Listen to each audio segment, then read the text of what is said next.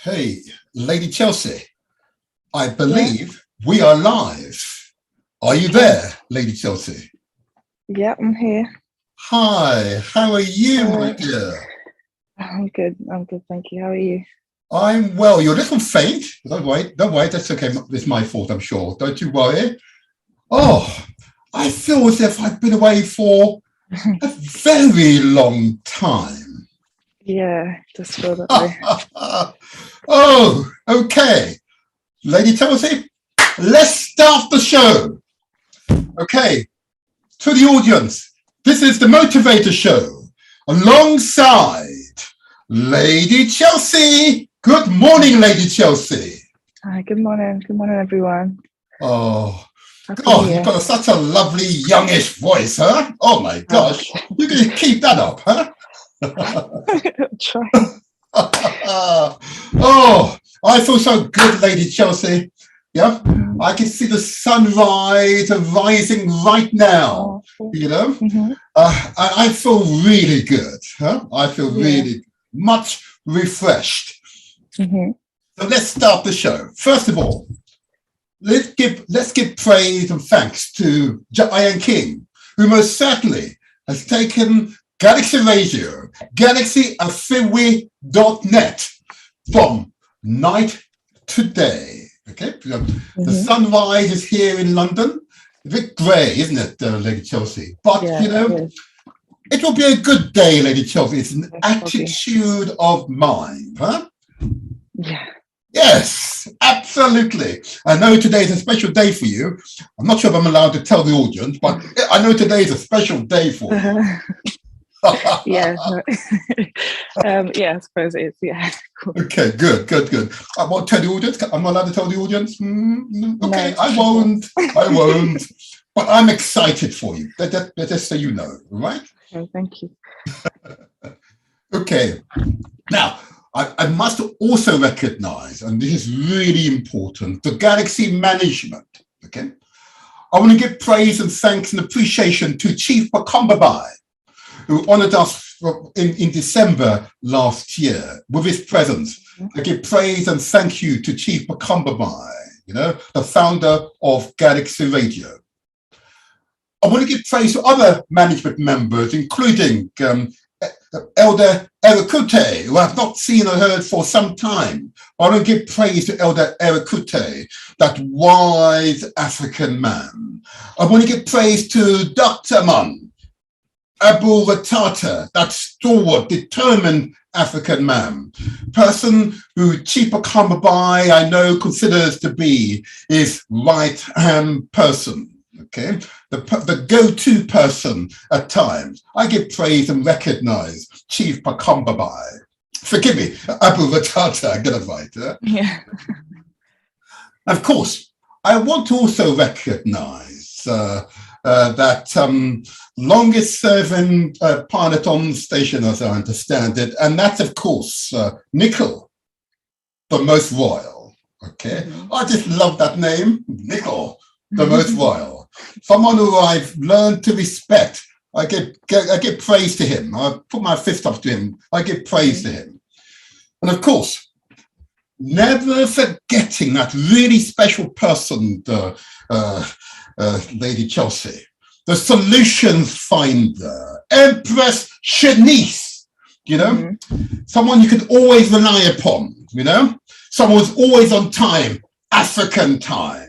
Someone who I know is a visionary, determined professional, a member of the community, an ordinary person engaged in ordinary but extraordinary activities. Yeah, someone who's got a clear vision, someone who's concerned with finding solutions to issues as opposed to simply moaning about issues, is someone, you know, I can easily get on with.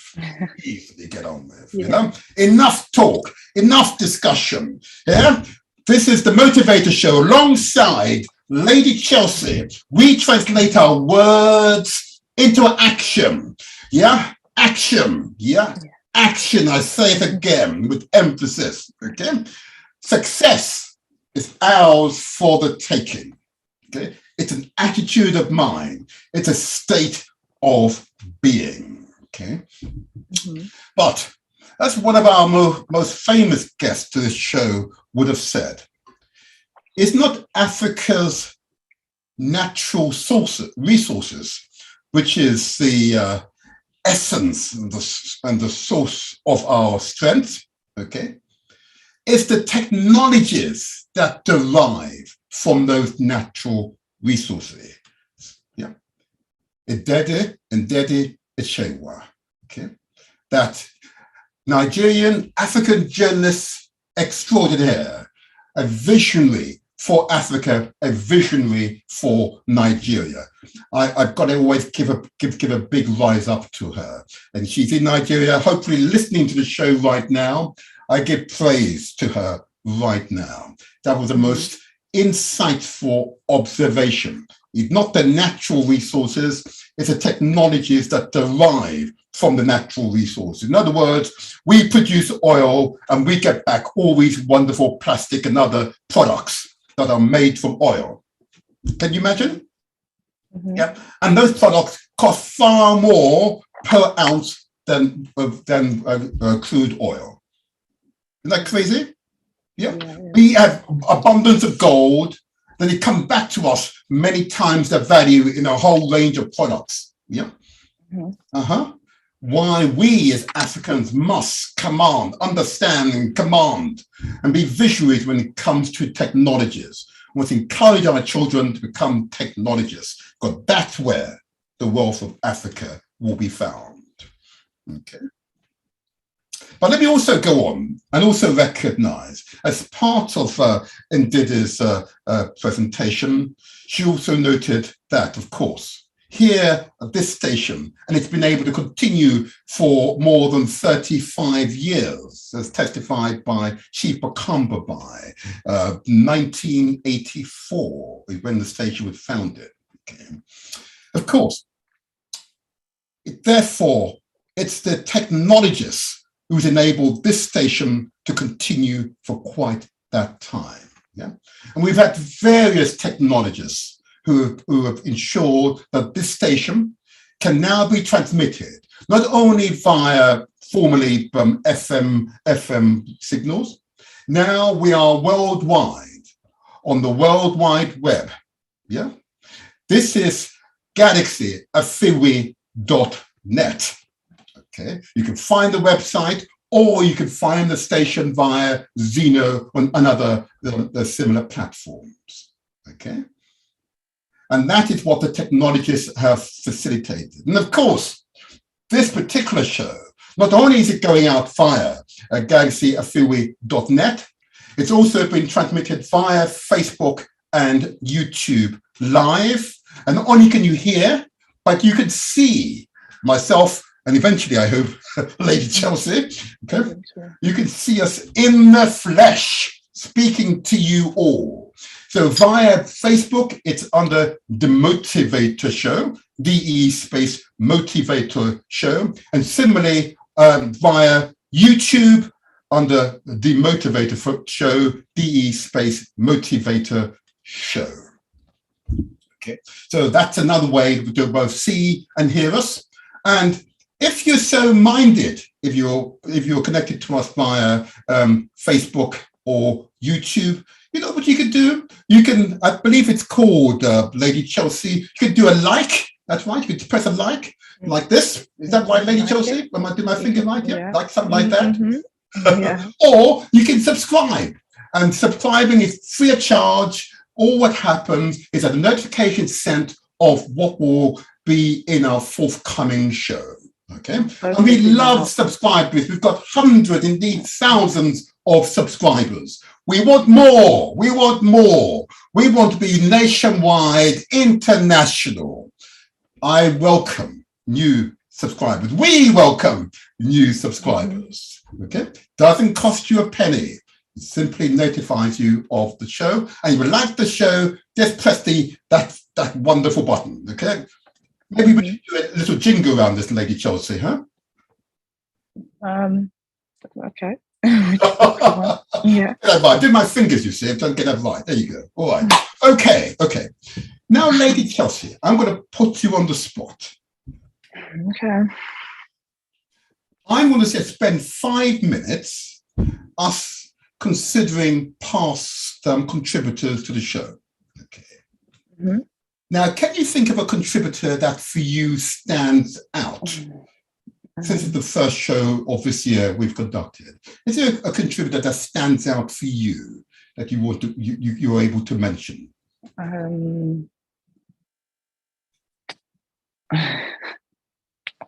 like it when she does that. I suppose, I think the mental health one, I suppose, is always going to be important to me. So I think it was Kunle, I believe his name. Kunle, yes, absolutely. Kunle, who I need to find him. You're quite right, you know. Now, Kunle, of course, was an example of someone who was involved and forgive me, remains involved in the empowerment group. He's the founder and chief executive of the empowerment group, and its principal work is to support our peoples in terms of mental health, psychological health. Okay, and within his network of specialists right across the mental health field, he's been involved in developing skills, experience, so we can better support our people through crisis at whatever their ages. You know? And you're right, Lady Chelsea, we need to get him back here again. But I know that he was involved in networking with other professionals within the field, and they'd promised to come back once they've networked and developed a project, a joint project. Because obviously, as you know, Lady Chelsea, we as individuals are only so effective, but we are many times more effective when we're working collaboratively. Ego set to one side, and we have a common aim, common objective. There is a joint, and we all own the same purpose. That's the way community grows. Very good, Lady Chelsea. That's a very good one. So maybe we will contact him and just obtain from him an update. What progress he and these others who phoned in on that day have made in developing a joint project. Okay, but there are some tremendous minds who are coming together, discussing how they can work together. Okay, very good, Lady Chelsea. Very, very, very good. Right, I suppose, and if I may put the same question, you may want to put the same question to me, of course. Yeah. So who for you stood out was important? Yes, you know, you see, I could be naughty and say Chief of Cumberby, okay, but I won't do that because I think the Chief and I have known each other for a very long time, so he doesn't have any egos about these matters, okay, and I'm really pleased about that. But I'm minded to want to talk about some climate change, okay.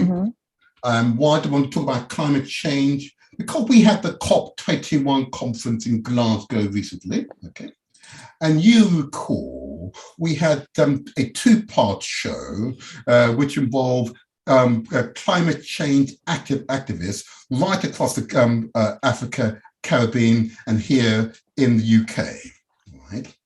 And I'm minded to say that there were a number of contributors who I remain and will contact in the future. You recall Awera Sira. She's the founder of the Eco-Conscious Citizens, okay, based in Ghana and the UK, okay, and she spoke so eloquently about their work in Ghana and indeed in other parts of Africa, okay, and I believe she was the example of the very best of us, okay. Now, you might also recall from Zimbabwe, Perseverance, Javengra, okay. Now, you remember Perseverance because Perseverance had a young man with an incredibly strong and powerful voice, a young man in his 20s, but spoke as if there was a man in his elderly with great grandeur. He spoke with such passion about climate change in Zimbabwe. Okay, such a young man is someone we should be giving support to and ensuring that that work can continue unabated. Okay. I think that there was another contributor to our show who I think we should mention. And you remember a young brother by the name of Aziz, okay? Now, of course, from Nigeria, okay? And he spoke about his climate change activism in Nigeria and also here in the UK. And I hope, but I've had contact with him quite recently to get him back on the show because there's a new initiative that he's launching to which he's seeking community support and resources to deliver. I won't say more for now, but I hope he's listening and we will definitely get him in and I hope he feels free to call at any time. Okay. And I think that's a really useful insight. So that climate change activism series was, I believe, a really important one. And of course, the last contributor you might recall was a brother by the name, don't laugh, John Lennon. This is actually his name, okay, from Jamaica. And of course, spoke about how to raise enough resources so that schools across the Caribbean, Jamaica and the Caribbean could have some solar panels. Clearly, if you put a solar panel here in London, it's effective, but only half as effective or less than half as effective as compared to a solar panel in the tropics. And of course, the Caribbean is very much in the tropics, and therefore solar panels, particularly on schools and hospitals, make complete sense because that's one way of generating electricity free from the sun. Okay.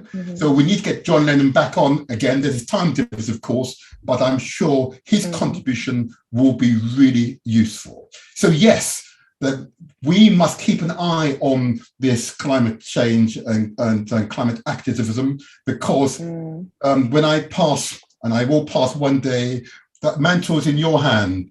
And I want you, please, Lady Chelsea, to recite to those in your generation that those of my generation did take this subject seriously, okay? And always gave promotion to young people involved in this most important work. Hope you will, Lady Chelsea. Yeah, no, I will. Okay, thank you so much. Thank you very much. Thank you. Now, Lady Chelsea, now we spoke about those past contributors. 2022 is a year for optimism. 2022 will be a year for us to come together with even greater numbers, even greater determination. 2022 will be a year for success. Remember, success is ours for the taking, but it starts with self. Reparations, the repair starts with self. And the first line of that repair and the starting with self, Lady Chelsea, is of course our health. So, Lady Chelsea, I did get up this morning quite early and I did my exercises, just so you know. Okay. That's good. And I want to encourage those who are listening to think about your health first thing in the morning. And I ask you all to consider, but I'm not going to tell you anything. You go to the health professional, nutritionist, let them tell you otherwise, okay? But I want you to consider the amount of sugar in our diet, okay? Diabetes is at epidemic levels in African communities, Black communities worldwide, particularly here in Britain, most certainly in the Caribbean, as Professor Jeffels will testify, and of course, most certainly it is in the Americas. It is an epidemic in our communities, okay? And it's primarily a lifestyle disease. Okay, it's a result of us eating far too much sugary foods and lack of exercise. Okay, so I ask you to consider the amount of sugar you place in your diet. Equally, I ask you to consider the amount of salt that you ingest into your bodies. Salt, whilst it is, an important contributor to our diet, excessive amount of salt accumulated over not 1 year, 10 years, but over 20, 30 years is harmful to us, very harmful to us. Okay, and hypertension comes to mind. Yeah, hardened arteries come to mind. And of course, heart disease and heart conditions come to mind. Okay, salt is a killer in excessive amounts. We generally do not need to add additional salt to our diet. It's very much already in our foods. Okay. Mm-hmm. I just ask people, I'm not telling you, I ask you to consider the amount of salt. And if in doubt, go to your GP, go to your nutritionist.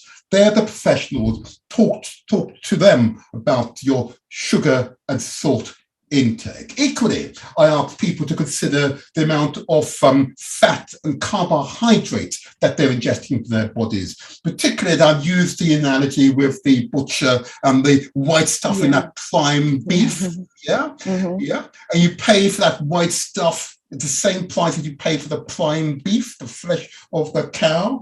And you consider that white stuff is simply fat. That's what it is, it's fat, isn't it? Yeah? Mm-hmm. That's what it is, yeah. And can you imagine what it does to your arteries? Blocks your arteries, yeah. That's a major cause of disease in our bodies. And equally, of course, excessive amount of carbohydrate. And this is carbohydrate, of course, is flour, all those very much the some of these ground provisions, those yams and potatoes and so on, and of course rice.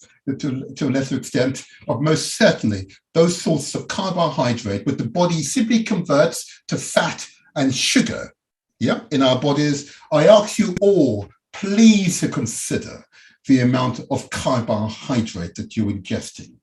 And of course, I couldn't get away by not saying to you all, it is so vital that you drink the appropriate water. You've just seen the beautiful lady just drinking her water just now. Mm-hmm. She had a very large container, I must say.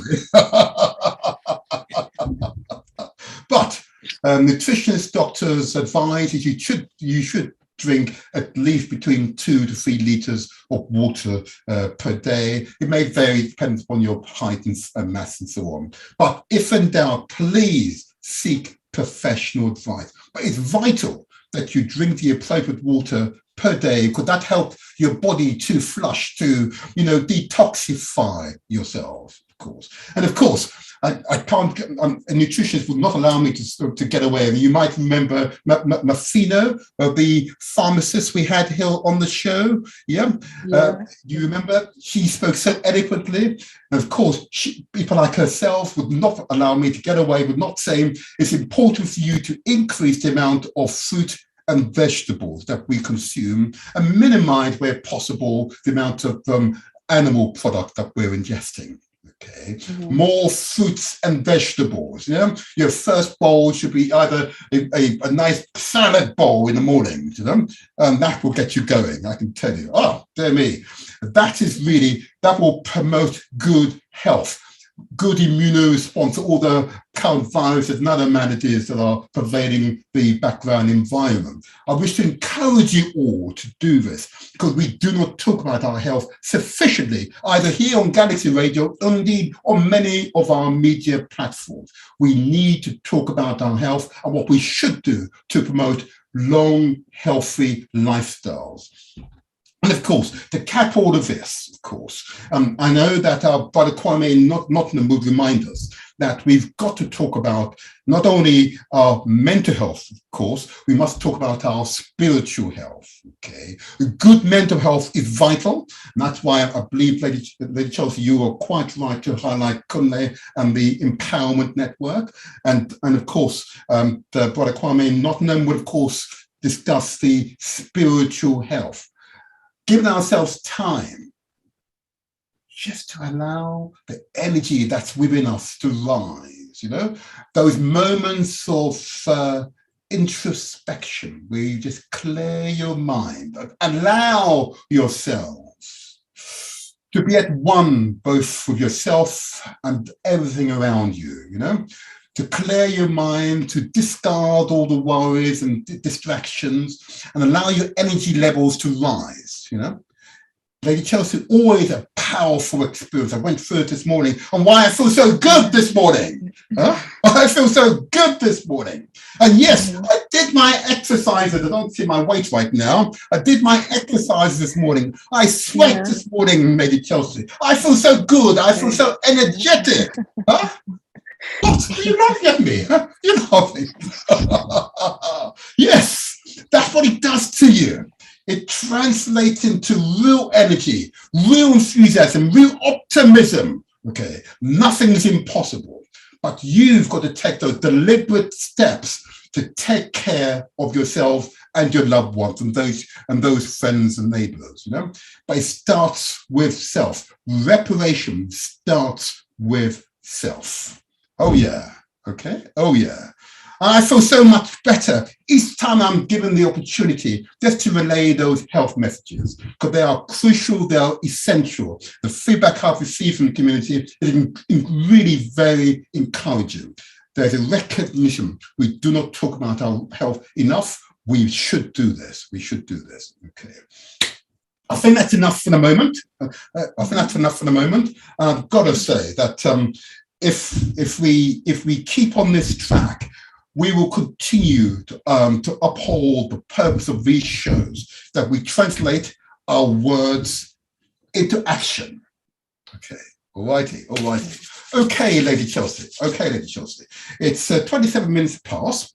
Now, this has been the first time this year we've had the opportunity to utter the name Young Malachi.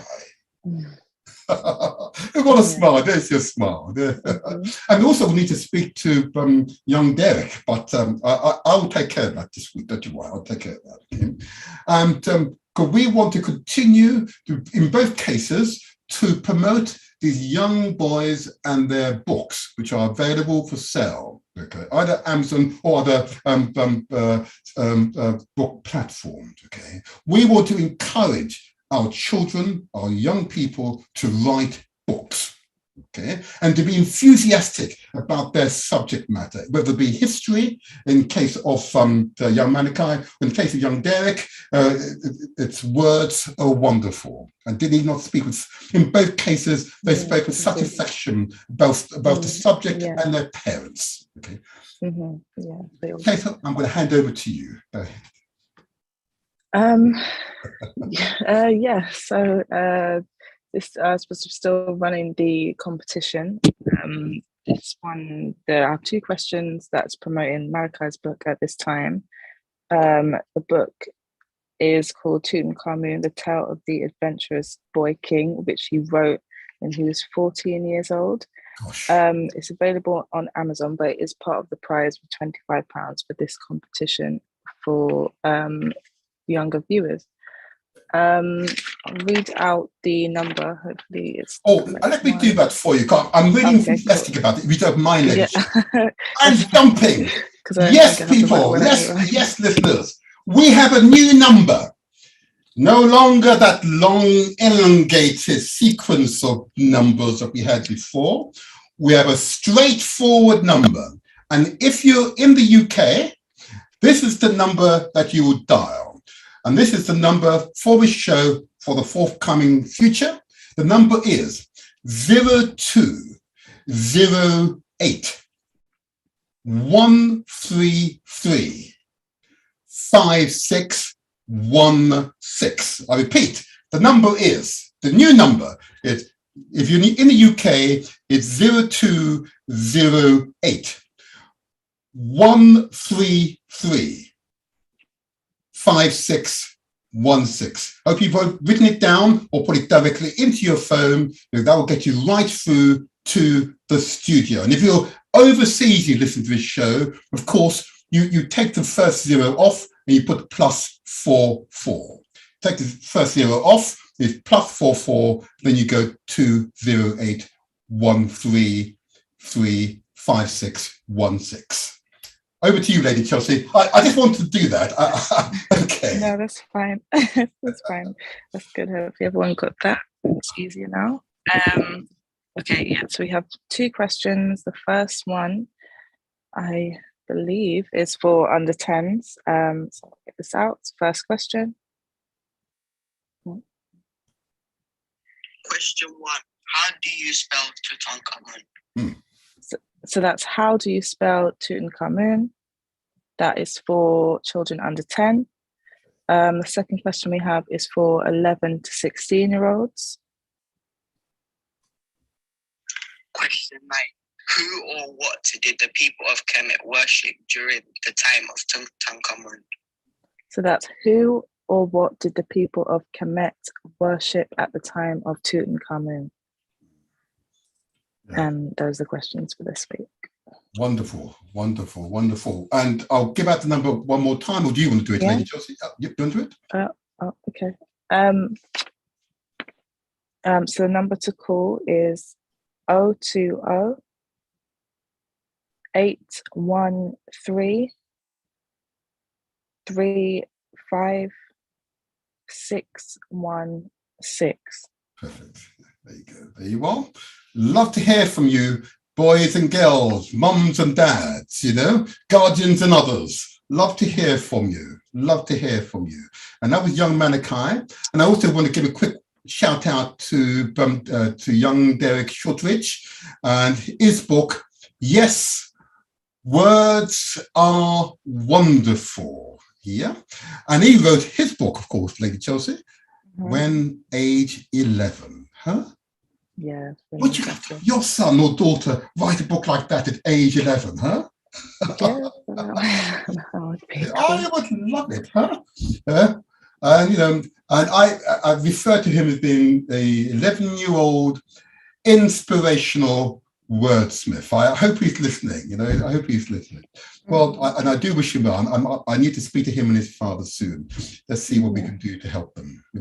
But we want to encourage boys and girls, mums and dads, and if you have a son or daughter who've either written a book or has done something that is notable and you wish to share with us, please contact us. Please contact us. Because they are the future. Yeah, and we want to give them as much encouragement to be as positive as is possible. Okay, and I believe that's the way, and that's our role as elders. That is our role as parents. That is our role as guardians. That is our role as members of the community. And as the ancient African proverb will say, it takes a village to raise a child. Okay. It is not just the responsibility of the parent or guardian. It is all of our responsibility to encourage our children to achieve their personal potential, whatever that might be.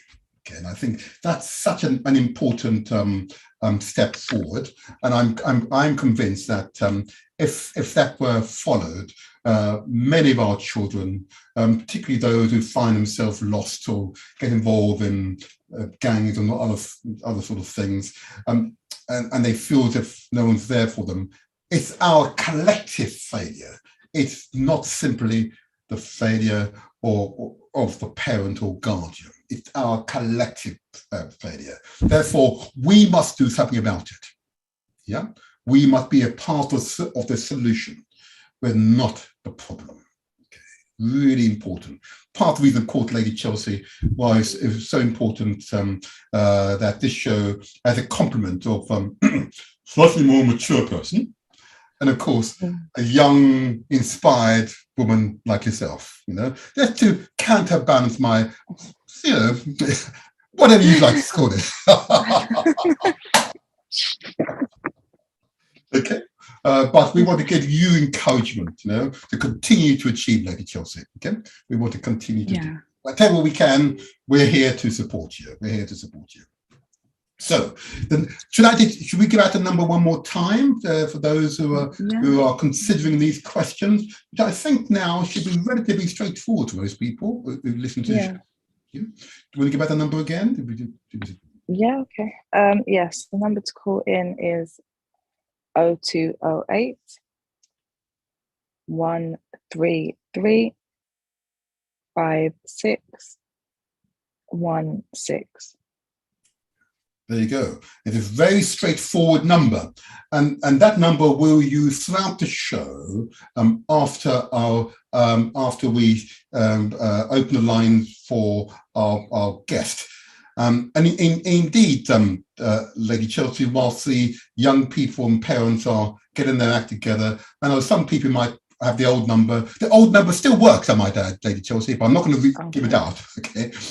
I felt that the shorter number is clearly the number to use. Okay. And those of you who are in receipt of our marketing for this show, either via WhatsApp, email, or other platforms, the details, the telephone number, new telephone number is quoted, and of course the means and the various means in which you can view the show as well as listen to the show is also quoted.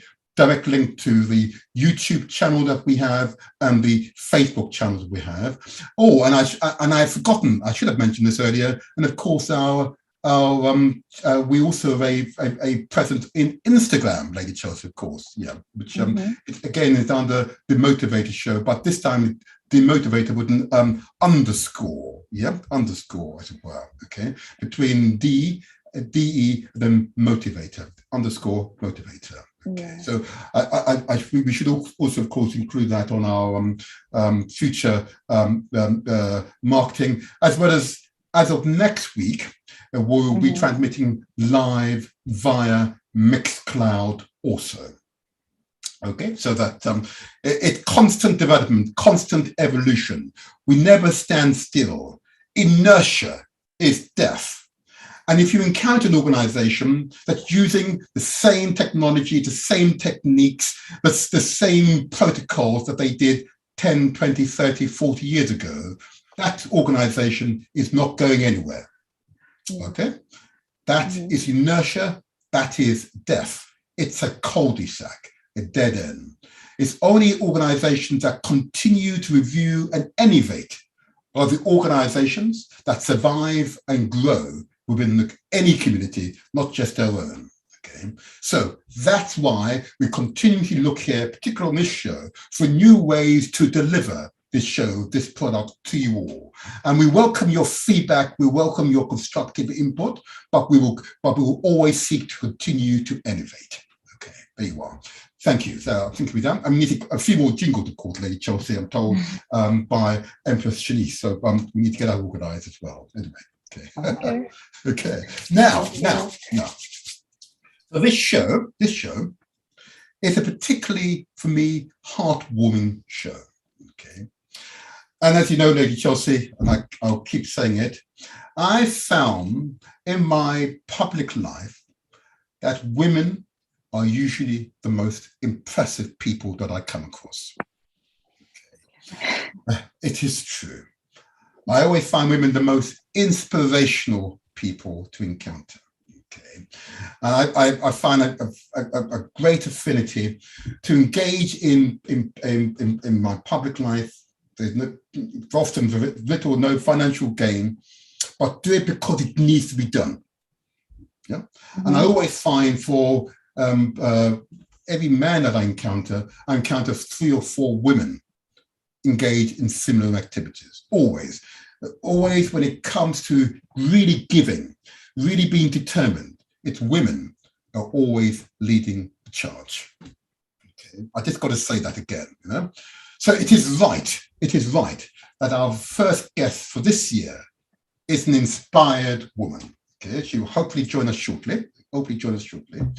And this woman who I encountered when I perused her profile is quite remarkable. She would not describe herself as such, of course. Quite remarkable, And she is very much a solution finder. Yeah. And she understands fundamentally when we say translate our words into action. She's a bit like you, Lady Chelsea. I've got to tell you, just like you. I have to tell you. And more importantly, Lady Chelsea, she knows, and she knows intrinsically to the top of her heart, the height of her energy, that success is ours for the taking. Just like you, Lady Chelsea. I know you're going to be successful today, for example. Thank you. Bless you. Do you see? So our guest is of that caliber. Okay. I was so impressed by her, really impressed.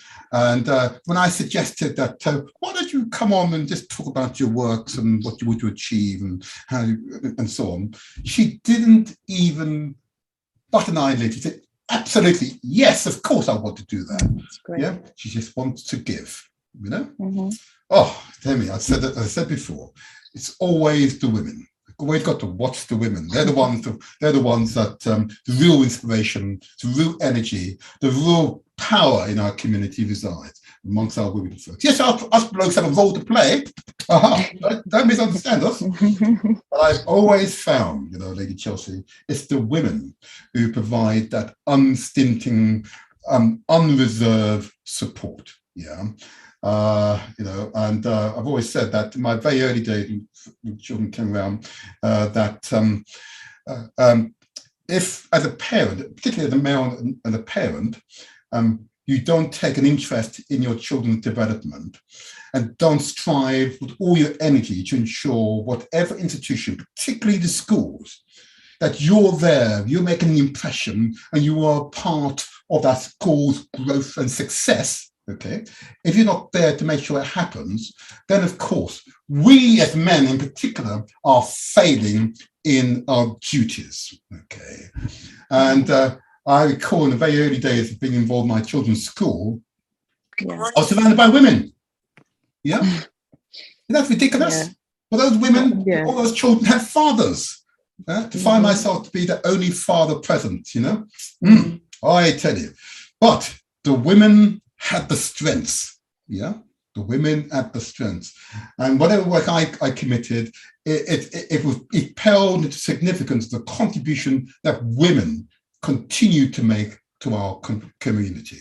I just want to say that, and our guest today is one such woman. I wonder, can you hear us, Sajid? Yeah, I can hear you brilliantly. Good morning. Good morning, everyone. How are you? Oh, wonderful. Oh, you look magnificent. I say so. Yeah. Thank you so much. Thank you. Oh, blessing. Good to see everyone. Inshallah. Oh, I didn't need to sing your praises because, as I said, you may have heard me say, it is women who are the backbone of our community. Okay. So, first of all, I just want to introduce to you, Lady Chelsea, indeed, and the audience, Hajia, Sadat, Tunde. Yeah, beautiful. I want to first of all welcome you to the Motivator show. I know you know me as Councillor Martin Seaton. That's okay. That's okay. Here I am the motivator. Okay, where we motivate people into action. Okay, and the theme of the shows is that there are outcomes, follow through that we can measure, we can see, they're tangible. Okay, so we're not simply uttering words out there in the ether, we're actually seeking to move people into action. Okay, this is an important piece of work. Alongside Lady Chelsea, who I've learned a great deal from, I have to tell you. She thinks that I'm the one with knowledge, but she actually possesses, as you know, Sadiat, she possesses special knowledge as a young person. It's that perspective that is different from us sometimes, but is insightful and provides an opportunity for us to grow as human beings. She's a very special person, if I may say so. Oh, thank you. So what I'm going to do is this. I've got a list of questions I want to put to you. I'm going to ask if Lady Chelsea could lead the first question, okay? And then she's got it there. And I'm going to start with first of all, that you're welcome here. And I have to note, and you'll understand what I'm about to say, that you are the first Muslim woman I've had on my show, and I've been doing this for nearly 18 months. So I want to apologize to the Muslim community. I've not deliberately made sure that a representative of the Muslim community is present on my show. And that is a failing, okay? I find if I admit my failings, I have the ability to do better now and into the future, okay? So I hope you accept my humble apologies. Thank you. Thank you. Okay. Now I'm going to hand you over to Lady Chelsea. She had a question for you. Go ahead, Lady Chelsea. Yeah, good morning, and thank you for coming on the show, first of all. There is a question here which I can ask afterwards, but just so that everyone and I can like know who you are and what you do. Basically, who are you and what do you do? Thank you so much. Thank you for having me on your show. I'm Major that's okay today. My background is a psychology, child development, and I also have an MA in education and autistic, and I'm pursuing my PhD very soon. Brilliant. I'm a education line, which is SEN, to children in the school, in secondary school. And I also got almost over 22 charity that I work with. Wow. With different perspectives. I help them structure their maybe planning work, management perspective, name it. And also work with community Southwark, because they are also a member there. And then Southwark center, like TRA, another community center, like the children's center. Anyway, I started with the show starts. I'm part of the show starts over 20 years now that we fought. I always be a community activist that I want to see a lot. So I've done a lot to my background with it. So let me just mention a few. And now also a school governor.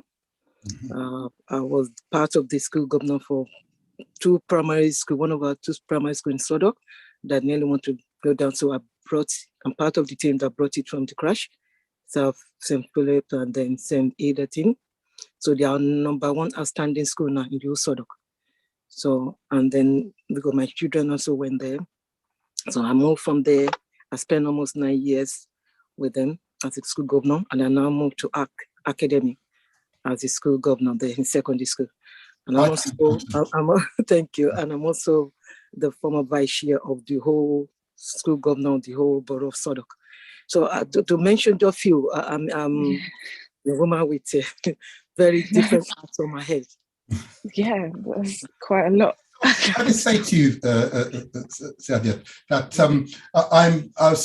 when I went through your profile, and I see that you are a former vice chair of the Southwark Governors Forum. Yeah. Now, that started just over 30 years ago. I was the founder of the Southwark Governors Forum. Yeah?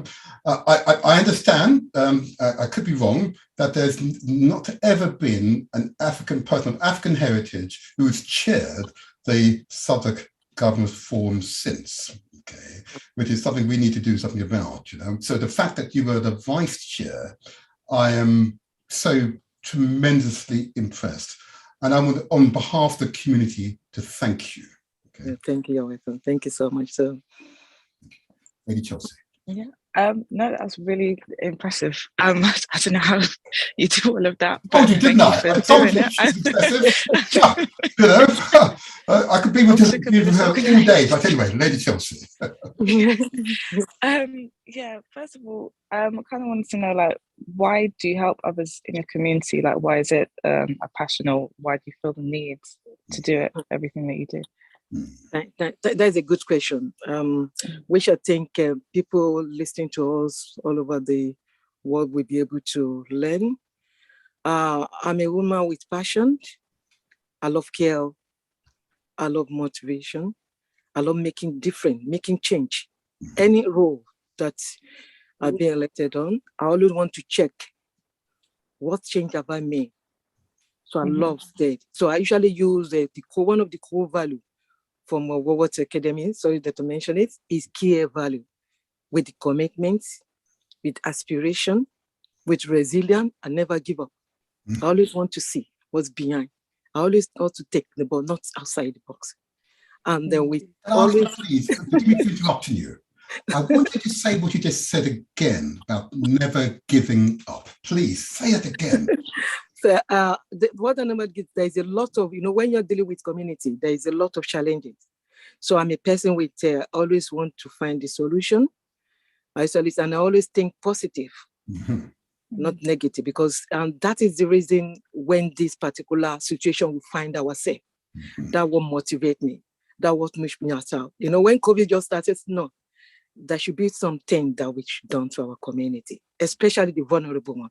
This positive thinking in me that will push me across to be on the front line. So I love making that difference and then have that passion in me naturally. I took it from my mom. May I so rest in peace. Wow. I'm almost speechless, you see. Kindred spirits, huh? Kindred spirits. Yes, you're welcome. Yeah. Next question I have is, why is your faith so important to you, and how has it helped you through your journey? Okay, good question. My faith is one of the, because we have in form of a core value that we need to follow in Islam. And inside me, because to be honest with you, I'm a revert. I converted from Christian to Muslim. Oh, okay. Yeah. And then what motivates me there is to be a good Muslim, to be a good ambassador Muslim. I always think, because when we all look at what is going on around the world, and that's what I usually tell my other faith group, that will usually make me community cohesion in all faiths. No matter religion you are, we need to respect individual perspective. Yes. We need to tolerate one another. That is why I'm one of the campaign activists. For the not hate, we have to bring back hope. How can we do this? By respecting one another religion. So it taught me a lot about a good ambassador of Islam. Let people know that there's nothing be hatred in Islam. Islam teaches us how to love one another, how to love your neighbor. And then when you look at what is on the Bible, in another religion, even Jesus Christ even said it, love your neighbor as yourself. That is what Islam does. And that's what is important to me as a good ambassador, to let people know all over the world that is more important to me as a good ambassador. And it teaches me a lot. And I've been using it in all my life. Even some of my neighbors, they are very surprised. Why is it you? Because myself and one of my team were Muslim lady. They're off Orchid Road. So we always be on the front, always want to care for people, especially the vulnerable one. So we always be there for them. So it teaches me a lot, and I'm using it for the rest of my life.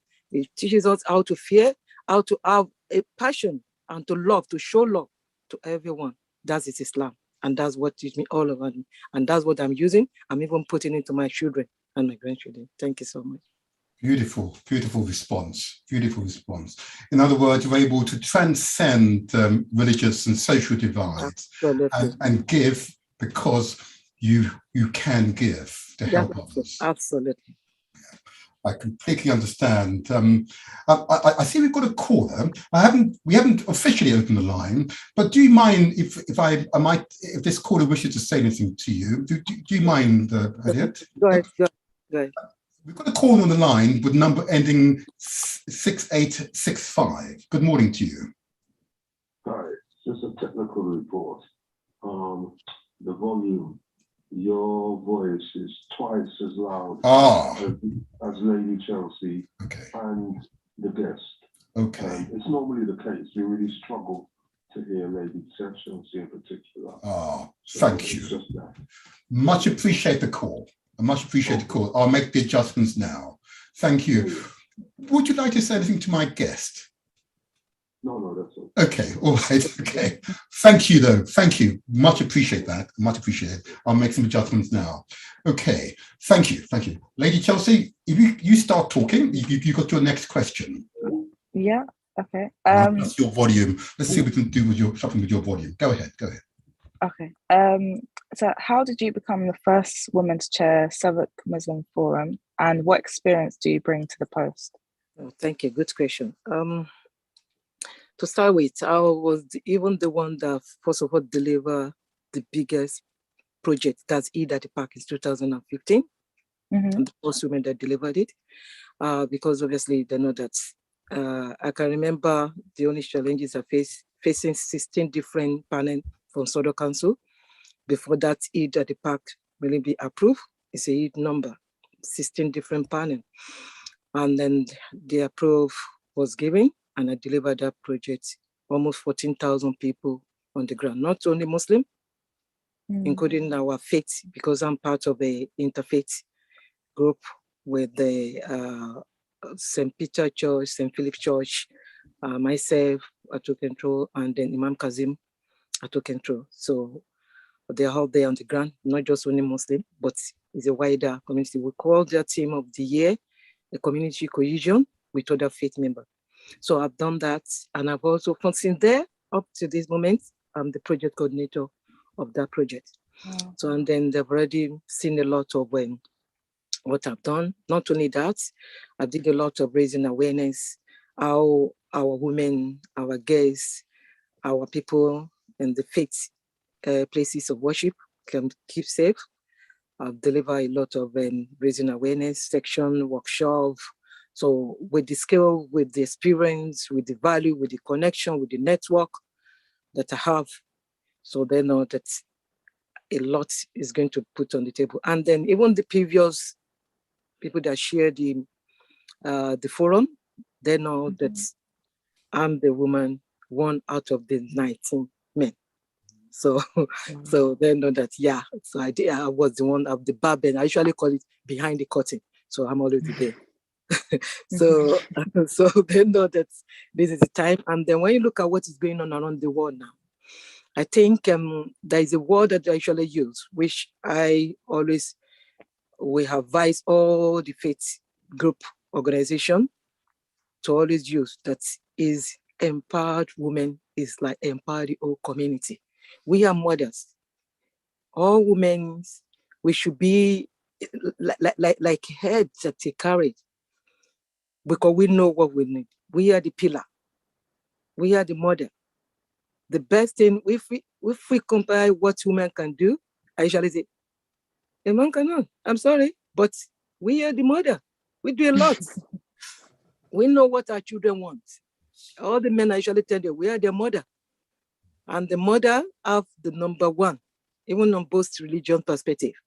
So these are the things that they use that I've done a lot. If I say I've represented a lot.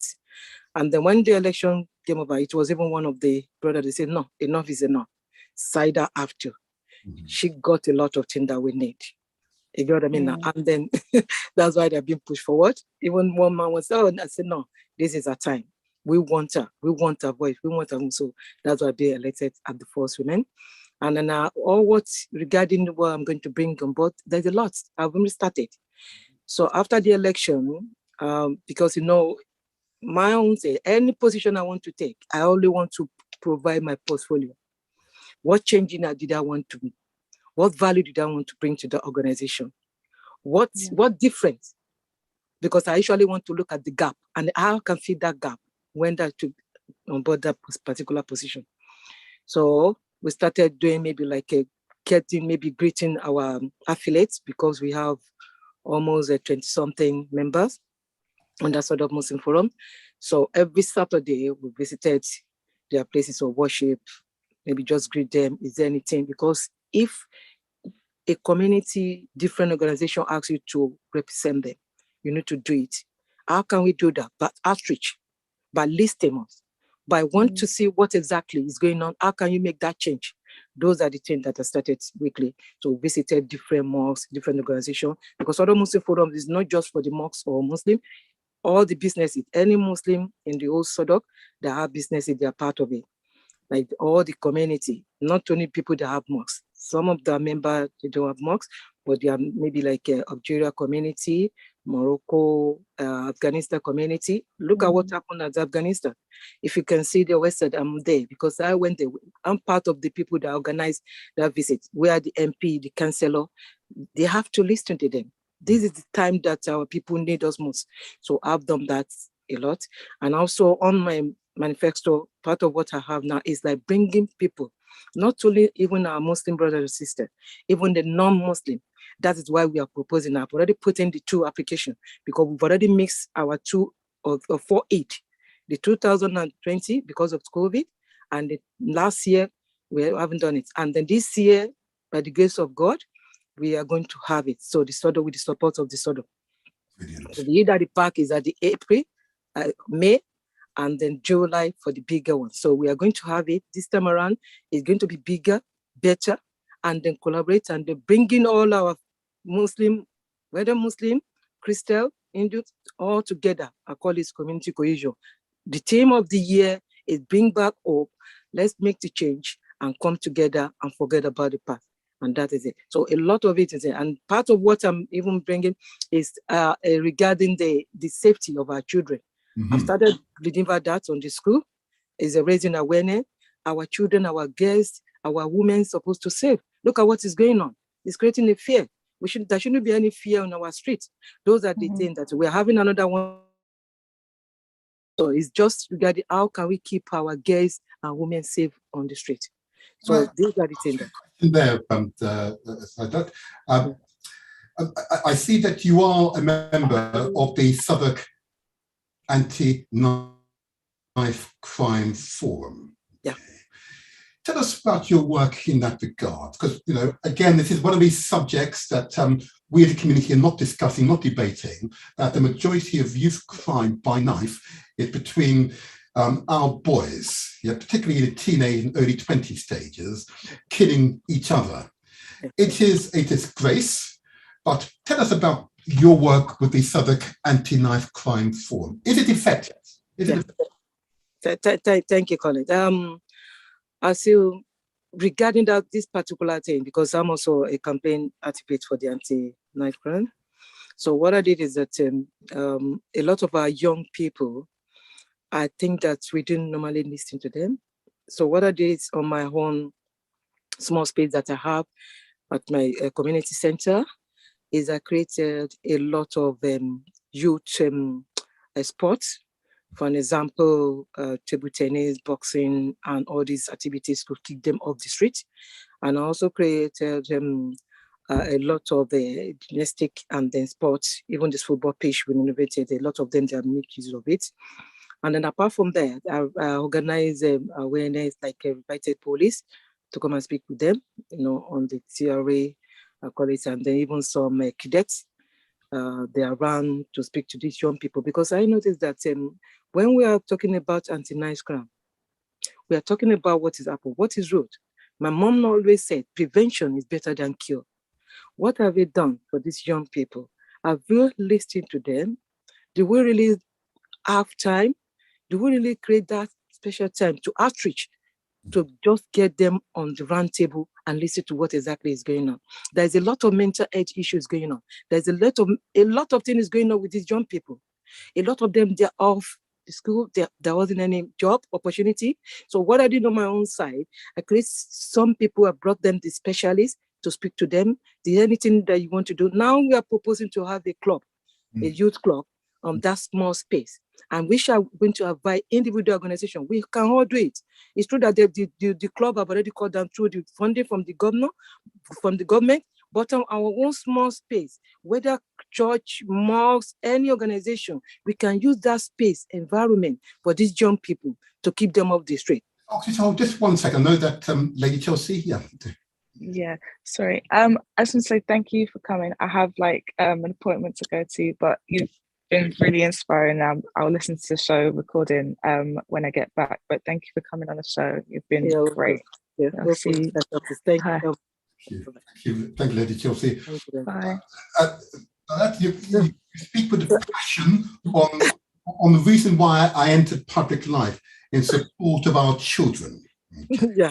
I don't like using the term youth for that distance. I say these are our children. These are children, yeah, and we need to, especially the BMN, as you know, there is a lot of things that we going out, seeing our children, even sometimes when we visited the prison, looking at them, there should be something need to be done.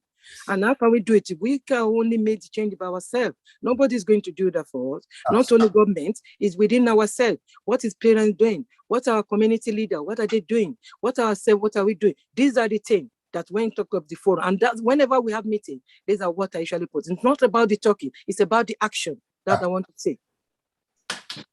Absolutely right. I'm going to open the phone line, and I want to pursue this particular theme for a few more minutes because it's such an important one, but it pervades our entire community, whether it be Christian or Muslims or others or religious affiliation. It affects wherever we are in concentration. This is an ongoing issue which we have to address. But before I continue, I'm going to give out the telephone number again. And those of you who wish to ask questions of this inspired African woman, the number to call is as follows: 0208 133 5616. I'll say it one more time. I'll say slower for those who are a bit slower in writing it down or put it directly into your phones. I say one more time. It's 0208 133 5616. So let's return to what you've said about the young people.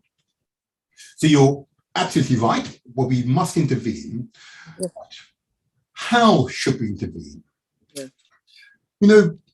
So that is that what I note, and I lament, and I will have, I'll get these guests in the future, is that I'm not seeing enough collaboration amongst the most powerful group of organized Africans in our community, and that is our faith communities. Whether it be Christian or Muslim or others. I don't see enough cooperation to address the fundamental issues affecting our community. Okay. So I wonder, within the Anti-Knife Crime Forum, which in itself is such a negative term, but anyway, is there that collaboration between Christian and Muslim leaders like yourself that we can take heart from, encouragement from today? Do you see that happening? Thank you so much, Toby. Regarding this particular thing you mentioned now, I've already proposed it. It's even three, we are looking at faith perspective. These young people, majority of that, I can say 65% of these young people, not even attending faith, they always be at the community. They meet themselves at the school. Where did they born? When we're talking about CSE, that's the child sexual exploitation, where did it happen? Is the community. Maybe chicken and chips shop, all these community corner shop, that is where they ought to go. But the only thing that our faith, as you mentioned, the faith leader can come together, including the school, is the three things. That's what I told them. And then we come together. What do you think we can do to erase that, especially on our own side, because they are our children. So these are the things that I think when we work together, I call it connection network. We work together, collaborating, we listen to one another, and then we find solution. There's a lot. You can see, maybe because sometimes it doesn't happen to someone that we know. If we look at listening to people who have already traumatized all these problems, that they've already killed their children, they will know that it's really bad. We need to do something, and something needs to be done. And it's just action, not about talking, it's the action of doing things. And that's it to make the outcome of the result. Are you, you're right, actually it's absolutely necessary, but the anti-knife crime forms going for a while. Is there a specific action that's been particularly effective that you're able to point us to? I've always found when you're able to give examples of effective action, that's an encouragement for others to get involved. Okay, one of it is we listen most. We have to actually to go, go and get some of the group now from my own side. Some of them, we approach them, we listen to them. Even recently now, I think last week, myself and then one of our representatives from the partnership, Bamosi partnership, we have to go out there, approach those young people, because we have a lot of antisocial behavior around our environments. So we approach them that what exactly these young people want, what is they know, and a lot of them speak out. Mm-hmm. And these are the things, because we are just talking about anti-knife and they are killing themselves. Is for us to go out there, outreach, get involved with those young people, bring them on the table, listen to what and then I think Mope or something from the mayor's office done that about 5 or 4 years ago, I don't know, and they stopped. By doing this, it will encourage. On my own side, it's part of those that always created anti-social behavior. I brought them forward. I create that time, like maybe like a sports center, the tennis center, so that they come and maybe like have a talk and then have it from there. So a lot of them that they are off, maybe they're not at the school, we create some job, maybe opportunity. Not every one of them want to go to the uni. We quite understand, but that's something that they can make use of their hand and then make use of their skill, because they all have potential. I usually tell all the children, they have potential. It's just for us to motivate them, to bring that motivate out, and that is it. Is there a underlying cause for some of these children that they find themselves in situations in which gangs and this means of reconciling differences they resort to know? If there's an underlying cause, is it some parents teaching? Is it that they are viewing violence too often on TV or indeed hear it on the radio or the social media? Yeah. What's the underlying cause, in your opinion? Yeah. Now, the number one, when you look at it, poverty. Poverty. You get what I mean now? Yes. Parental care. There are a lot of us, because some of the workshop that I deliver with the parents, because as a chair of also the Parents Council, is have you created that time? Some of the young people that I approach, their parents, they don't have time. They tell me, Auntie, see, Miss, my dad, my mom, 24/7. This is our future. In other words, the parents are working so much, they spend too Yeah. There wasn't enough of time for our children. And then the totally is the behavior, because the 3 personality that the children have, the separate one they have with us at home, the one at the street, and the one at the school. Mm-hmm. If the school are doing their own fine, our own responsibility as a parents is number one priority. Is our children spend a lot of time with us. Mm-hmm. So when you look at it, it's fine. They're in place. Children want to begin when you get to their teenage. But we need to just be there for them. Always want to ready to listen to them. They are their future. If daddy is doing 24/7, mommy is doing 24/7, they've already, because they are very clever. They will have another teacher out there. Who are they? The people that grown there. These are the things. We need to educate ourselves. That's what I usually tell parents. We need to. These children, when you're talking about children on the street, let's look at the upbringing, the personality, the family, the separation. A lot of separation among ourselves, lack of understanding among husband and wife, among partners. Is having influence as a psychology, is having an effect, impact on those young people. Because a lot of them, when you have already got another teacher, we supposed to be number one teacher. I usually tell them, especially mother, we are the number one, whether men like it. We are the mother, we are the first teacher. If I may ask you there, but of course, you're highlighting a number of really key points, and that's been my observation as well. But I sense amongst particularly our generation, fear for our children. Yeah, fear of those who engage in resolving differences with weapons. Okay. And that fear means that it's reticence to even step in and give support. That's what I've found. Have you found that to be the case, that those of our age, those who are capable, have resisted because they actually fear the children? Is that No. Yeah, absolutely. Some of the parents, they should say, oh, you shouldn't say this to my children. They fear of what's the consequences when I do this. And I told them to see the reason why that law is held the country. There should be law to guide us. And that law, make use of that, the same law, to boundary, to guide your own family, to guide your own children. Every children, they're all the same, whether we like it or not. Nobody's perfect. But it's not left for individual parents to use that the same law to bind your children. If there's anything, if it creates love, show love. When last have you say, oh, this I love you? When last do you say that to your child? Those are the things that those young people say. You get what I mean? And they value it. Say that again. It's such a powerful statement. Those hardened young people say what? They just want to be loved.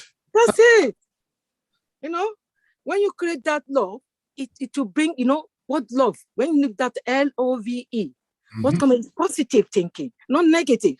If there's anything going on, they'll be able to share it with you. You get what I mean now? But if individual parent didn't create that and say you have fear, oh, I don't know what to do. Trust me, a lot of what is going to consequence after that particular thing is really worse. That's why we need to show them love. All children, they are the same. In this country, based on the research, they are the same. It depends how you now to create that boundary, how you now create your own check, how you want to put your food on the table and eat it. You get what I mean now? If you can imagine a parent, you don't even know what your children eat. You don't know where they are around 10 o'clock. And you're at home. So it's parenting. And then when you come to the government perspective, government cannot come to my house and then do everything for me. No, they've already said their own law. It's not left for me to make you that the same law to band and to create a space for my own family. These young people out there, it's really touched. They are very good and they have a lot of potential, especially our Black children. They have a huge potential, skill. I'm going to create another football team now, very soon, for the Southern Muslim Forum. So if I may, and what you've again described are the underlying issues, but you're not intimidated by the magnitude, the size of the for you. Okay. So how have you encouraged other members of the community to rally around in support of this initiative?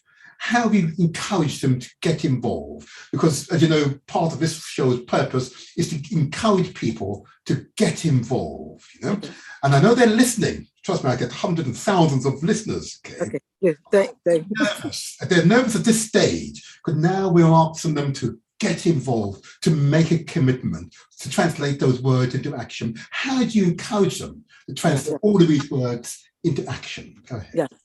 Thank you so much. I'll give you one of the examples. For an example, as you know, Control 365 Control Mosque, we are just demolished now. It's going to go to 6-story building. And then when I look at that particular project. Can I, before you continue, I did want to say something on that. First of all, as you know, I'm a local councillor. Okay. Yeah.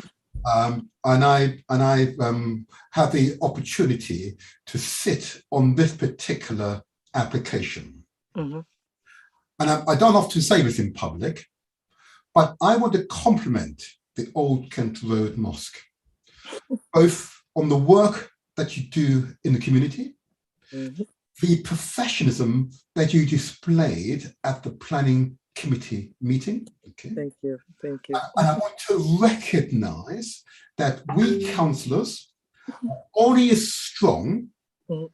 as organizations such as your own and others in the community. Mhm. I want to say it was a privilege to be a part of that decision-making process that allowed you to take your vision to the next step, from a planning application to an actual project that you can now rebuild the mosque, okay, and improve the facilities you offer both for those who are members of your faith and indeed the wider community. Absolutely. I was so privileged to be a part of that decision-making process. I wish to continue to encourage yourself, the Imam, and all those who are part of your mosque. Thank you so much. Yeah, thank you for what you wanted to say. So this, as I was saying, that particular project, I actually said not just mosque. It's going to be we are talking about knife crime, youth. When you look at that project, I haven't seen that particular mosque in the whole UK. I'm absolutely sure for the research, because it's not just going to benefit Muslim, but the wider. The interfaith, the interfaith is going to benefit the community, the young people, the employment scale, everything is there. These are the kind of the projects that I'm feeling all over the world. People watching, please, we need your support. We know that you are there, you can do it for us. We really need your support. We are looking for. And then when you look at it, it's something that's going to benefit not just mosques, 365 for the whole community in the borough of Southwark. You get what I mean? As you mentioned now, when you look at that project, it's something that everybody, every individual, whether it's young, and then when you look at in my estate, there's a lot of antisocial behavior. How can we keep these young people off the street? These are the things that it compared to that old control, 365 old control, the new mosque now is going to bring to the community. And then we need your support. We need government support. We need councillor, MP, everybody all over the world. Please, that's my vision and mission now, to take our old country, because if you remember, the old country is going to be changed now, the building of old country. So we want our own to also to take it to the next level, and we will appreciate your support. I think there is, by next week, there's going to, on the 22nd, there's going to be a fundraising. Just make sure you pop in, chip in, and then donate. It's for all the community they're going to benefit from, especially our young people. Now, I appreciate that. Brilliant. Just to be absolutely clear, because the is a really important place. So the facilities there would be both worship, community activism, and interfaith activism as well. Yeah. There's going to even do like a gym where the young people can come. There's going to be a facility for the interfaith. You get what I mean? And then we have a multi-purpose hall where different organizations, they can make use of it. If you remember the East London Mosque, something similar. That's our own is even more bigger, because when you look at the center where that location is absolutely going to benefit everybody in the community. Brilliant. And those who are listening who might want to contribute in some way, how can they contribute?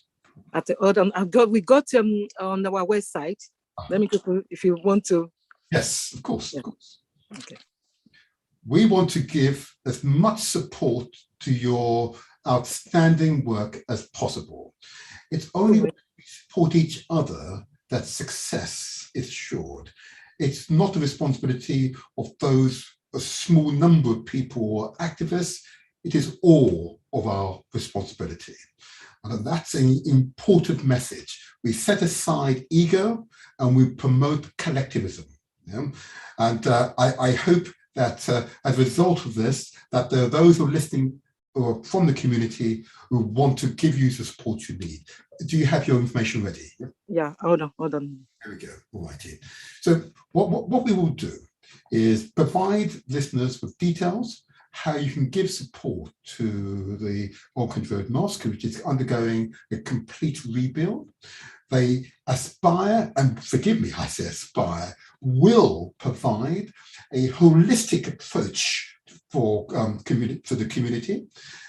They are not simply concerned with one's faith, they're concerned with your heart, your minds, your bodies. Okay, and I have observed their work over many, many years, and I have no hesitation in commending this organization to you.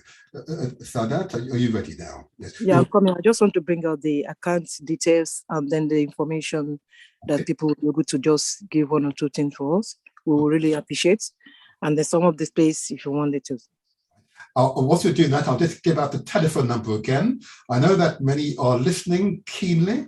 We welcome your direct contribution, and the number to call, it's 0208 133 5616. If you've got that number, and if you're outside the UK, it's of course you take off the first zero, it's +44. Sadat, you're not ready yet? Otherwise, I'll continue talking. Because I'm using my phone. Okay. That's the technology for you. Oh, I never do. I could never do that. But when you're ready, you tell me when you're ready, and I'll just keep talking. Absolutely. Not a problem. I do believe it's so vitally important that I continue to invite members of what I'll term as being the African faith community leaders to engage with the civil society. Okay, this engagement we don't see enough on our platforms, and I want to encourage both imam, pastors, priests, and others to speak to the community about the works that their community are engaged in contribution to the wider community's both social and spiritual health. This is an incredibly important interaction, I believe, for 2022. The faith communities, the African faith communities, whether from the continent of Africa or from Caribbean, are the largest organized bodies of peoples within our community. And by far, Christian and Muslims faith communities are by far the largest within the community. And we as a people give daily tens of millions of pounds in support of our faith community organization, mosque, churches, temples, and others. And this is incredibly important to us all, and therefore it is right that on this show, that we give promotion, we give voice to our faith community leaders. And so that is an example of an inspired leader. Okay. Now, I wonder if you're ready now, so that. No, she's not, still not ready. Okay. She's using her phone, you see. There you are. Okay. Now, what I want to do is encourage this dialogue. I know it's early in the morning. Don't worry, I get it, don't you worry. But I'll give the number out again. I want to make sure the number is still working. So the number to call, it's 0208 133 5616. Okay, please try that number. Just make sure it's working. And you have all become very quiet, and I want to make sure that I'm not getting this wrong. I'm just going to test it myself to make sure it is still working. It is working. That's fine. So please, we welcome your calls. The number is operational. Just making sure of that. So please call. We'd love to hear your view of the work of Muslim people of Islam or of the African or Black community. We want to hear from you and the contribution that you're making to the wider Black African communities here in Britain and beyond. We know that your contribution is a tremendous one. We know your contribution is made purely from love of the heart. We want to hear from you. And indeed, if you're Christians or others, please, we want to hear from you as well. And of course, if you have no faith, but believe that interaction with those with faith is important, we want to hear from you. This dialogue is a vital strategic dialogue. Okay. Now then, well, I can't see Sadat. Are you ready now for us? I'm there. Yeah, I got it now. It's fine. It's fine. Yeah, the account number. Right. So, Muslim Association of Nigeria account number. You've got to say, now, hold on a moment. You've got to say it nice and slowly for them. Okay. Nice and slowly. Okay. Muslim Association of Nigeria account detail 00647814. I repeat, 00647814, and the sort code 309154. I repeat, sort code 309154. The bank, Leod Bank. We will appreciate your contribution. Yeah. Which bank is it? Sorry, Sada? Leod. Lois. Right. Got that. Brilliant. So those of you who wish to make a contribution to help this mosque rebuild and re-energize, to contribute to our wider community, that's how you can contribute. I'll give the details out in future weeks. So that's we hope that will happen for you. I hope to make and I will make myself a small contribution today. Thank you so much. And then the information, because we have a fundraising program for next week, I'll send it over to you so that you can just tune in, and then it's online. So we'll appreciate everybody. This is a project that's going to benefit everybody, including our young people. We'll appreciate it. Share with us the website details. Do you have that handy? Yeah, hold on. Okay, very good. Hold on. Because I'm using from. Not a problem. So give us the website details, and if you have an email address, those who want to make direct contact, and maybe even a telephone number, that also would be very useful as well. And that will allow those who are listening who want to give you support and may just want to do some research for themselves, just to assure themselves that they are able to find your details and make direct contact. But I want to positively commend this organization to you. They have been in Southwark for many decades and made a tremendous contribution to all our communities, not just a small segment of our community. Yeah.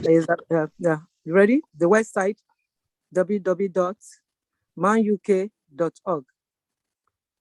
Say one more time, but slower, please. www.manuk, that's MANUK.org. O-R-G. That's www.manuk.org or UK, interesting name, .org.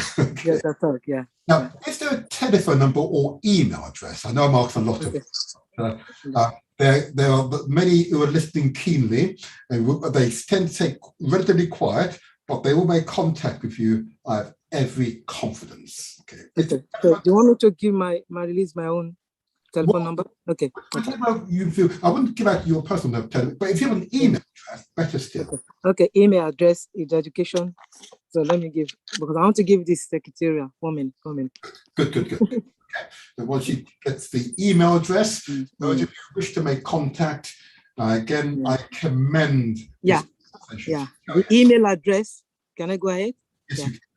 Is a secretarial, S for sugar, E for echo, C for Charlie, R for Romeo, E for echo, T for Tommy, A for Alpha, R for Romeo, I for India, A for Alpha, T for Tommy, at manuk.org. I repeat, S for Sarah, E for Echo, C for Charlie, R for Romeo, E for Echo, T for Tommy, A for Alpha, R for Romeo, I for India, A for Alpha, T for Tommy, at manuk.org. That's secretarial at manuk.org. And the number, 1 minute.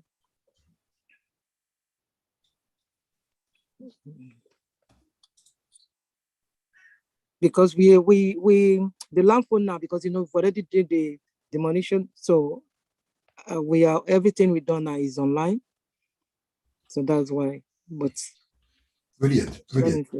if I can give other number, 1 minute.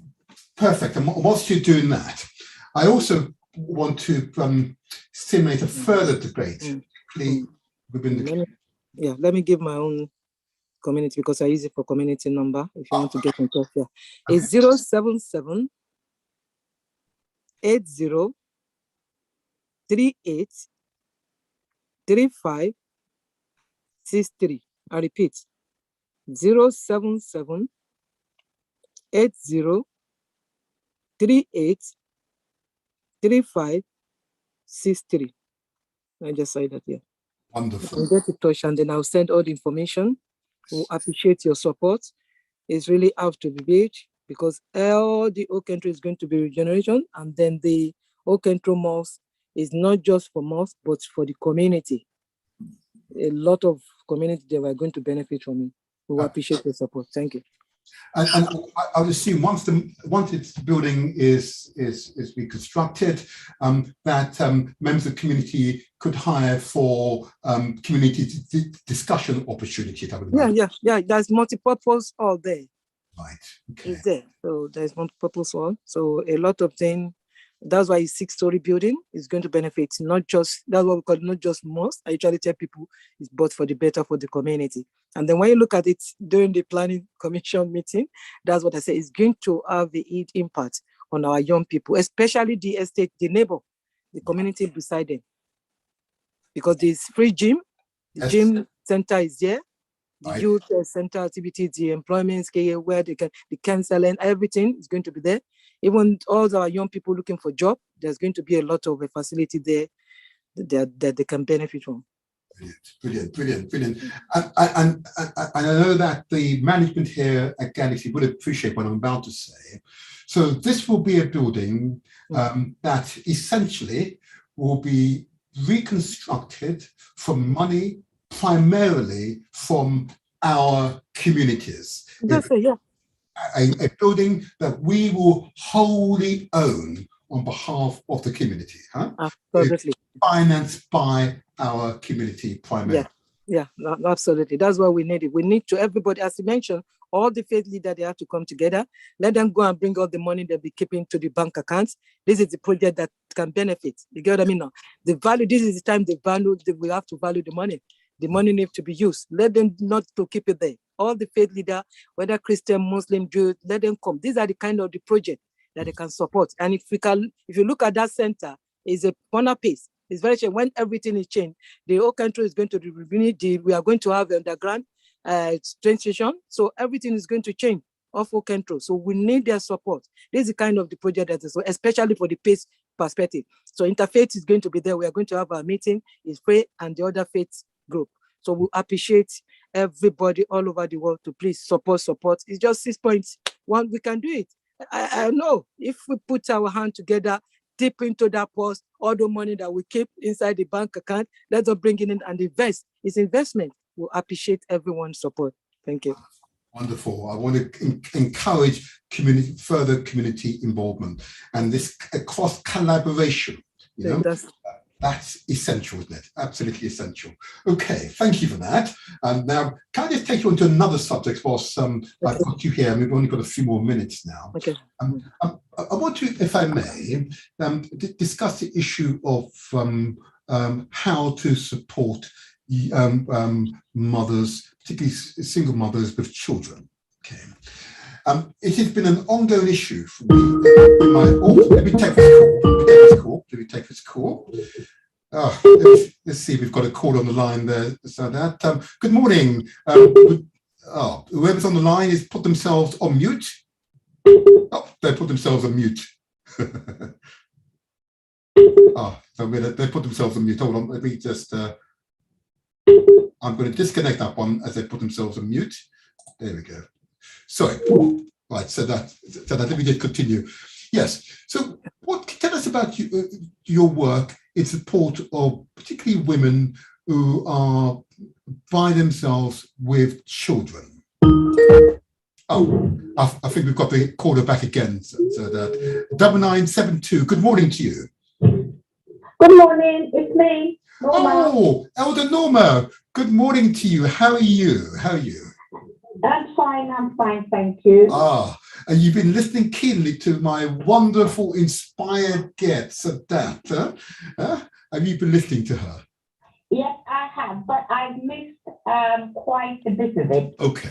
I just wondered, is it possible that she might return at a later date? Now that I've heard some of it, okay, and I'm sure others have heard what she has to say, but probably hasn't taken it all in yet. I understand you. Can I just say that Kunde is the first woman chair of the Southwark Muslim Forum. Okay. Yeah. And a leader at the Old Kent Road Mosque, you'd be aware of course. And of course, the mosque itself is being rebuilt and will be a tremendous meeting point for the community. And what Sadat has been able to do is to relate her many community hats, her roles in the community, and not just for people of faith or Muslim, but for all people, regardless of faith, regardless of background. You know, and in many ways, I have to say, Elder Norma, she sounds very much like you in some ways, if I may say so. Thank you. Thank you. So, as I said, I missed the majority of it because, as you know, I'm a full-time carer. Yes. And just when the program started, my person I care for, I just got out of bed and it needed my attention. I understand. And so I was playing, doing what I have to do, like make her a cup of tea. She's sitting next to me now. And to give her a cup of tea and the things that I have to do. Normally, she'd probably stay in bed. But for some reason, this morning, she's up about now. So it just makes, so anyway. No, that's so okay. As I said, I logged in. But I would be interested to hear, I can listen to it later on. But what I was saying, there are people who haven't taken it all in yet. Yes, okay. Probably has taken some time, but if she returns, these same people, including myself, probably would be more interactive than we are now. I do understand. Can I just say, before you go, Elder Norma, just stay right there. I've really got to say this, that yourself and Sadat are very similar. You don't know each other, but you engage in parallel work. Okay. And can I just make a quick observation? Okay, just your care and so on. That Sadat, I know, was involved in was still in the pandemic in supporting those and delivering food parcels to those in the community. Okay, you and Sadat live no more than 5 or so minutes walk from each other, but you don't know each other. So I want to, Sadat, just tell Elder Norma a little bit about yourself, what you do here in Southwark. And you're only a few minutes away, live only a few minutes away from Elder Norma. I just happen to know that, but you don't know each other, which is quite remarkable. Sadat, thank you so much. To actually, even recently, I think last year I'm part of the my host center, part of the Southwark Food Bank, like during the summer, Southwark Food and Fund. We do that in summer. Even the winter one now, we do it for the young people during the holiday period, and then even the Christmas part. So if you look at, if you put my name on the Google, it puts all these stuff, because just to name a few. So I've done a lot. And then even last week, we still got support from the Christmas Connect from the Savior. So I did that, almost 111 flats being distributed with my team. So we delivered some Christmas hampers, Christmas food for the vulnerable people, the single parent, the widow. Now I'm focusing majority of the women that they lost their husband during the COVID, the widow. So what I did is that I'm even running a free section, Wednesday, Friday, I call it dancing therapies. So I use my psychology perspective to teach them how they can motivate themselves, how they can forget about the trauma, how they can forget about the anxiety, and then to think positive. So we do some dancing therapies among ourselves. And during this section, that's when we have a chat. If any one of them needs support, they want to go back to work, they want to fill their CV, I give them the full support on that. And then we'll be running that. Thank you. That's a really useful insight. I think, I don't know, we might have your radio in the background. We're getting a little bit of echo. I did, because I didn't hear. Don't worry, that's okay. So you can see, I'm going to put you, after this show, I'm going to connect you both together. Okay? I would love it. Yeah, because you are both sisters in arms, at arms, you know? Yeah, I would love it. Yeah, okay. They said you only live a few minutes apart, but you don't know each other. And so that, for me, is an outcome of this show. That finally... Martin, can I ask just one question? Of course. My question would be, how do the people that they supported over the holiday, how do they find these people? Are they just members of the congregation? Are they just people in the community? Okay, good question. Good question. Good question. Majority of the people who supported their community. And this is what happened. You know, the Southwark that supported us, they do a publication through the Southwark website, and then when included the school, the community, so people fill in to register. So we have their database and we respect under the GBTR, we respect that. That's why, because we are going to feedback to the funder, and that's everything. A lot of the children, they are because from their school, we connect with their school, this catchment area of the school that's very close to those different centers, because almost this year, maybe 80 something different were being supported from the Southwark Council to deliver that winter food and fun and summer food and fun that we did. And the Easter one is coming up. They've already asked everyone. I can put the information through the Councillor Martin so that you can share it with you, or you can just let's connect together so that we make a better change. Together we can do it. I usually call woman power. Let's work together and achieve the goal. We are the pillar. Beautiful. And what did you say? Together we can make the change. Yeah, that's it. Yeah, we can. Wonderful.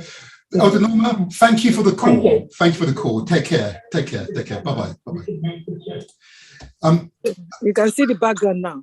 I've changed it to the mosque. Did you see the mosque? That's the mosque. Oh, that's wonderful.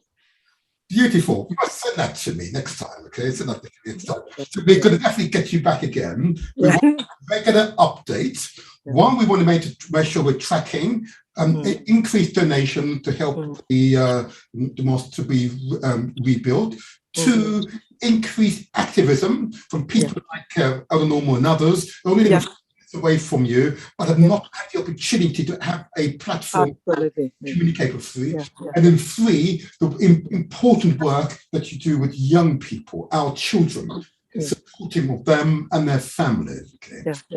We want to do an update to ensure that we are making progress, and indeed those who might criticize from the outside about lack of progress, you will be able to point to the evidence of actual progress. That's it. Even it's our mosques, I can point it out of the UK that allow women. They created a space for women. So where we have a different, maybe running within ourselves, workshop, teaching ourselves how to do things, we have it. It's our mosques, and there's a space for women there. So like what you say now is so everybody is welcome. It's a project that needs to be supported for the whole UK, and we appreciate everyone's support. I'm going to repeat your words. Empowering women is like empowering the whole community. Yeah, absolutely. Absolutely. Wow. Thank you. I think we're almost to a close now. Yeah. Well, what will be your closing message to the audience listening keenly? Okay. Yeah. I've had many messages here. They're listening with interest, I've got to tell you. So we're definitely going to get you back again. But what will be your closing message for the audience? Thank you. My closing remark would be, let us, as a woman, as a mother, as a teacher, as a mentor, let us think about how we can make difference in our community, how we can bring back hope in our community, how we can put that smile in people who have already told maybe they're in trauma or mental in our community. We can do it together with action, with commitment, with a big aspiration and resilience. We shouldn't give up. The situation we find ourselves now, the new one we find ourselves now, we can bring back hope. And I hope we will do it together. And lastly, we need your support. 365 Continental needs your support so that I'll be able to do a lot. I'm a woman with different art. A lot have to be done. That particular project is for benefit for the whole community in the whole UK, not just for my UK. Thank you. Wonderful, wonderful, wonderful. I want to thank you for being an inspired African. Note, yeah? An inspired Africans, yeah? And again, what you represent are the cornerstone, the foundations of our community, the women. That's what you represent. You're both inspiring, encouraging. You've got so much energy to share, you know? That's what we want. You are my first guest for this year, okay? And we could not have started off this year with a better person, you know? Even if I had the Prime Minister, the President of the United States, there's no comparison. Because you are committed, totally committed to the community. And if your faith is your energy, your source, yeah? I commend you. I commend you. And the leaders of your mosque, I commend you all. And please do not be strangers. Feel free at any time to contribute. And I will make sure, and I seek your advice for other members of the African Muslim community you feel we should be talking to directly. Okay? I will do that. I will do that. Thank you so much. Thank you for all your stuff. Every time that I call you, I'm using this opportunity to thank you so much. But whenever I remember, when I call you, that we need something, you hold it the day. Thank you so much. Together we can make the better change for the community. Thank you for having me. Take care. Good morning. Good morning. Yeah. Wow. What a program. What a program. And a tremendous example of an ordinary African woman engaged in extraordinary activities because she's inspired, she believes, she knows, she's certain, and she will, yeah? And she continues to inspire. So I commend to you all the examples that she has presented to us. Okay. I know there are many who feel that she's extraordinary and she's the exception. Actually, that is not the case. Okay. At a future show, I will not have one person, but an entire room full of committed members of the community who give of themselves not for personal gain, because there's a recognition, a strategic understanding that working together, we all can make the difference. And so that's, okay, Tunde's strap line, empowering women is like empowering the whole community, is spot on. It is spot on. In most organizations I encounter, the backbone of those organizations are women. There's something said about us men, huh? It's always women. And that's why this show had to start off with a woman, an inspired woman's contribution. And this is a woman who very often is not appearing on shows such as this very often. And that we must change. the interaction between civil society and our faith communities, okay?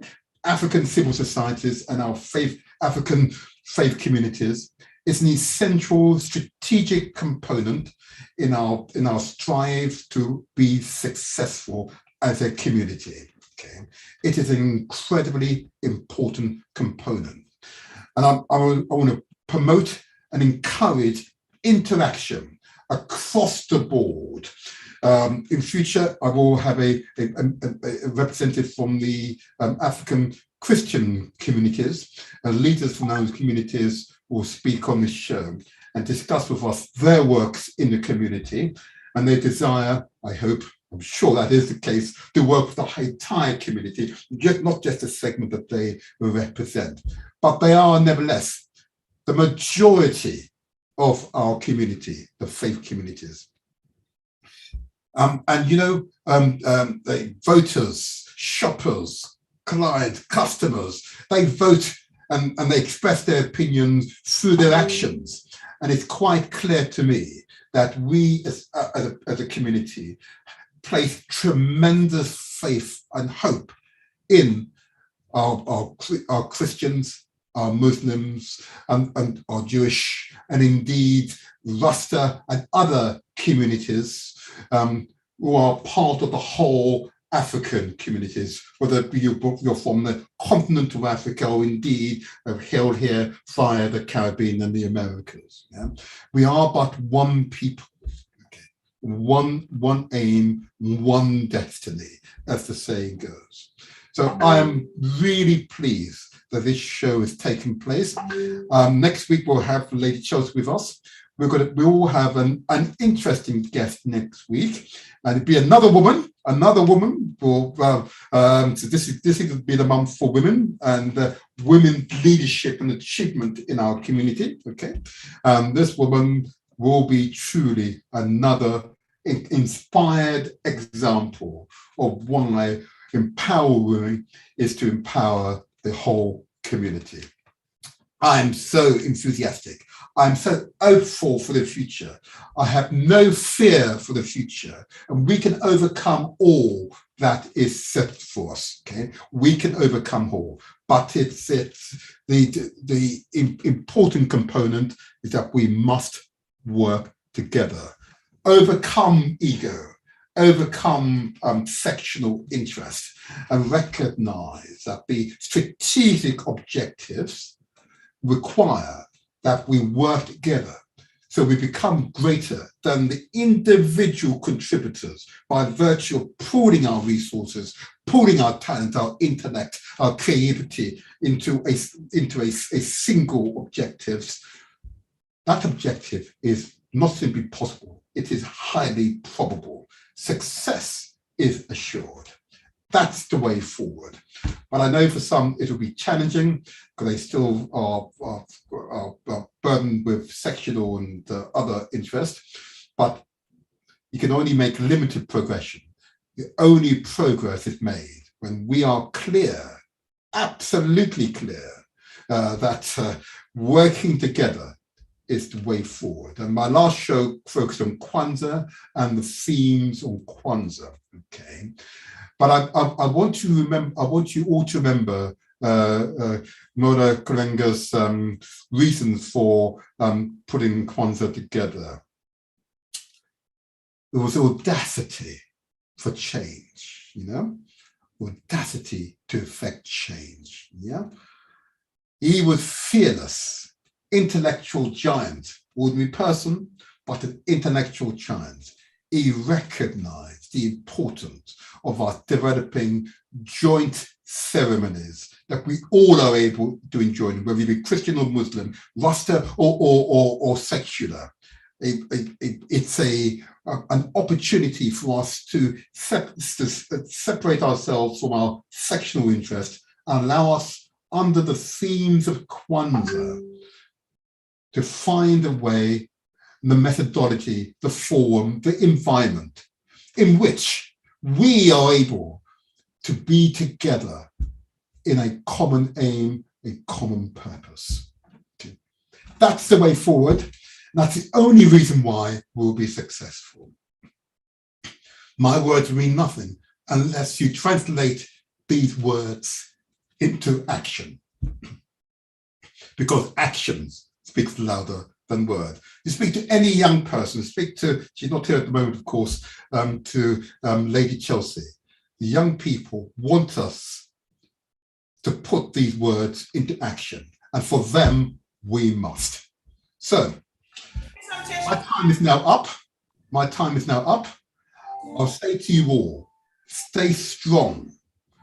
Have faith in yourself, because the world is our oyster. I want to thank Sadat Oketunde, who's the first chair of the Southwark Muslim Forum, woman chair of that forum. She's breaking grounds. You break grounds. I'll see you next week, and together we will make the difference. Thank you.